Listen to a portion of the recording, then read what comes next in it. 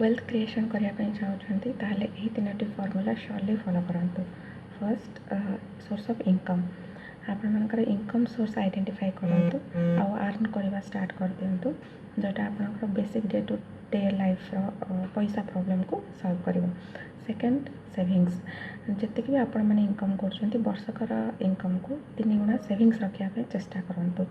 जिते जहाँ आसिले भी जिते इच्छा हेले भी से पैसा टोटाली हाथ मारे ना।